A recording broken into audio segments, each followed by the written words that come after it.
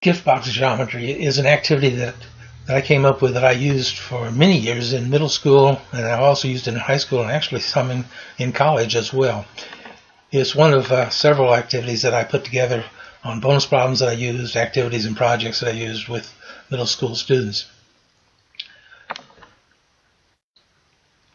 To start this out, I would have kids bring in some greeting cards. I'd give them a week to bring in some old greeting cards.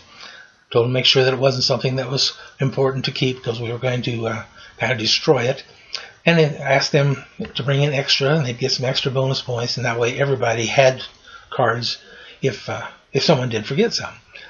I also brought in cards, plus I would bring in some note cards that we could use, and in later activities, some of the more advanced activities, we used note cards all the time. And then I brought in playing cards as well, because when this was over, this gave them a whole bunch of cards that they could use to make some additional boxes. Plus, I used it when I was introducing the concept. The way I introduced this is that everybody knew we were going to be doing something with these greeting cards. And I said, guys, someday in the not-so-distant future, there's going to be some special young woman in your life, and that woman is expecting something for Christmas that goes on that third finger left hand. So you save up your money, and you have the money to buy a really nice diamond. But then your best friend comes along and says, hey, the Titans are playing down in Jacksonville. Let's go for the weekend. Let's have a great time. And so there you're thinking, okay, football or diamond? Football or diamond? Well, there you are at the football game, and you get feeling a little bit guilty about spending all that money that you were going to give for a diamond. But fortunately, you've taken math, so you're a good problem solver. And so before you get home, you've got it all figured out. You get home, call your girlfriend up and take her out to a fancy place to eat. And you're sitting there across from her, and you pull out a box, and you hand it to her, and you say, honey, I love you with all my heart. And she opens the box, all excited, and sure enough, there's her diamond.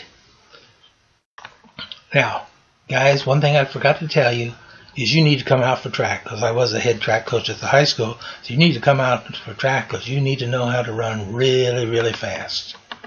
So that's how I introduced the concept, and then I tell them, we're going to make boxes with those greeting cards. To do this, they needed scissors and a pencil and a ruler. And if they were going to use the note cards, I would have stickers. I would have some stamping mechanisms there, something they could stamp design on, or we could even draw on it or whatever. But the first time I did this activity, I knew I was going to include measurement, but I didn't know that they didn't know how to measure. Now, a lot of them did, but there were a number that didn't. So from that point on, before we started the actual activity, we started with this. I had a blown-up version of an inch ruler, and I would ask them, show me 3/8, show me 1/4, show me 5/8, show me 1/2, and they would move the paperclip and show me so that I knew that they could find those measurements. Now, on the activity itself, we really don't have to do the measurements because it'll work without cutting anything off. But since this was math, I wanted them to do a review of measurement, and it did pay off, I think. So the actual activity, we took a greeting card, these are rectangular in shape, and just divided the top from the bottom, or the front from the back. The front is going to be the top, the back is going to be the bottom. Then I had them do that measurement. I had them take off 1/4 of an inch along that short side, and take 1/8 of an inch along the long side. If there was something that they wanted perfectly centered on the inside of the box, then I would say just to do this, just split the difference. Split 1/8 and 1/8, then 1/16 and 1/16. But they're only doing this on the bottom piece, not the top, just the bottom piece. So they're only doing it on the back of the card.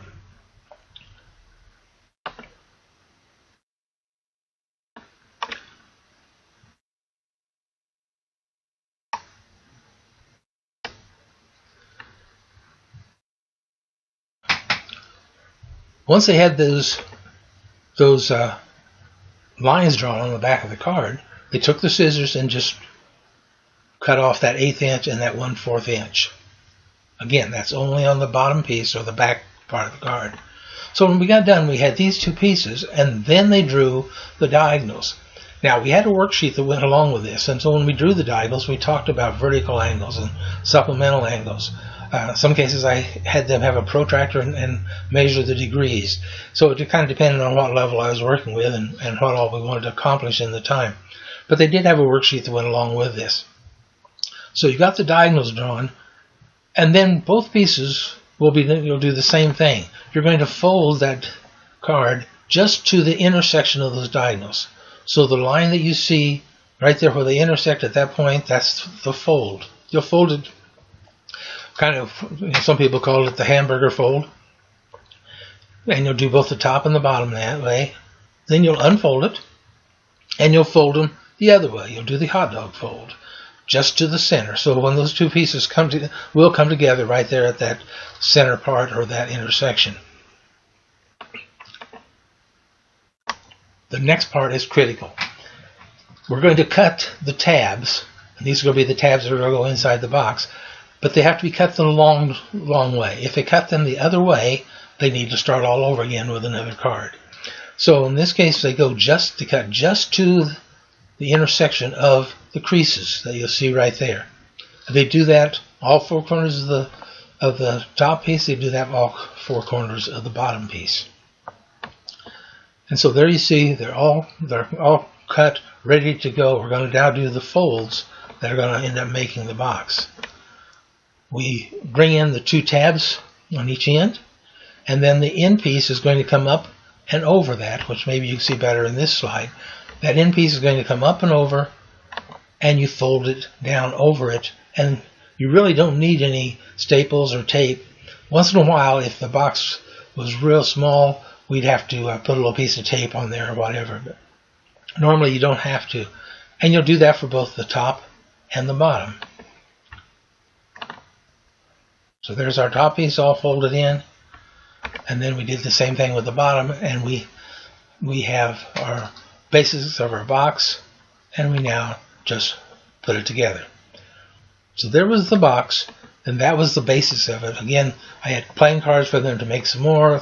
We had extra greeting cards in many cases. And then on the worksheet, then at that point they would do the perspective drawings. And I do have two different worksheets on this. One is a more advanced one. But they would do a perspective drawing, a 1-point and 2-point perspective. They would complete that worksheet about volume and surface area. And with cards being different sizes, we would get different answers. An advantage of using the 4x6 cards is that everybody should have basically the same volume and same surface area, so it's a little easier to check.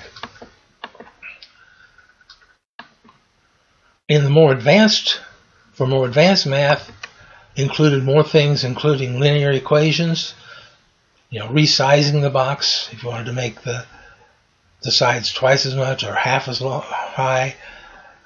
What are the coordinates if we labeled coordinates with it, and so there's quite a few things you can do beyond just the basic.